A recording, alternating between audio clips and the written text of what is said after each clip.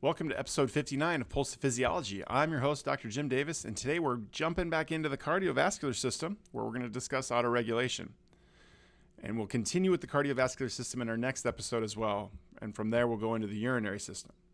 Now, autoregulation is the ability of tissues to maintain a steady blood flow despite changes in blood pressure. By the end of this episode, you'll understand how local control mechanisms regulate blood flow, the role of myogenic autoregulation, and how precapillary sphincters, I'm thinking of Wayne's World when I say the word sphincter, and if you know, you know, influence capillary perfusion. So let's get started.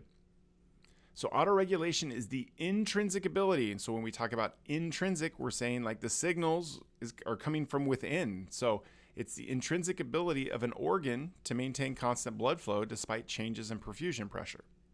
This is especially important in organs like the brain, the heart, and the kidneys, where a steady supply of blood is essential for function. So two key mechanisms drive autoregulation. You've got metabolic control and then the myogenic mechanism.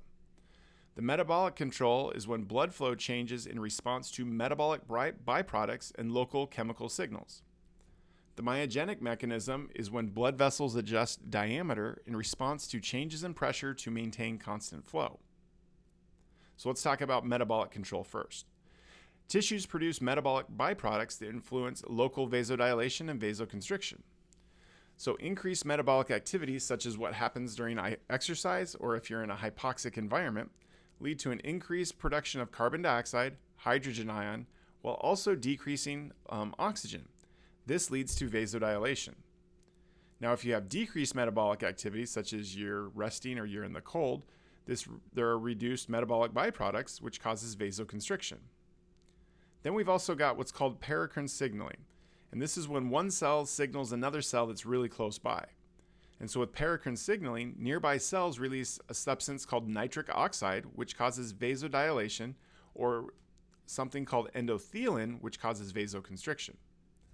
These adjustments ultimately help match oxygen and nutrient delivery for tissue demand. So then we've got the myogenic mechanism. So this is a pressure-dependent autoregulation.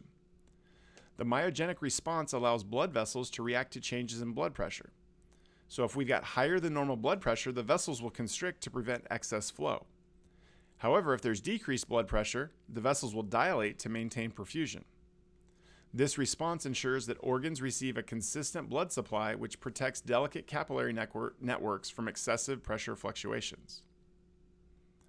Now, to help with this, we have precapillary sphincters. Precapillary sphincters are rings of smooth muscle located at the entrance to capillary beds. Their function is to regulate capillary blood flow based on tissue needs. So if there is low blood pressure, the sphincters open, which increases perfusion. If there's high blood pressure, however, the sphincters close, which reduces excess blood flow. And really, it's not all open or all closed. Think of it kind of as a continuum. But ultimately, these adjustments help redistribute blood flow efficiently where it's needed most.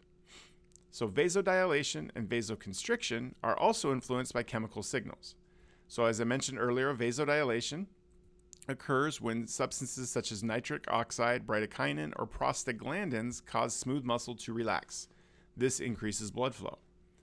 Then you've got vasoconstriction, so substances like endothelin, norepinephrine, epinephrine, and angiotensin II, which we'll talk about more when we get to the urinary system, cause vessels to constrict, which helps reduce blood flow. Ultimately, the job of these substances is to help regulate blood distribution under different physiological conditions. So to summarize, autoregulation maintains constant blood flow despite changes in blood pressure.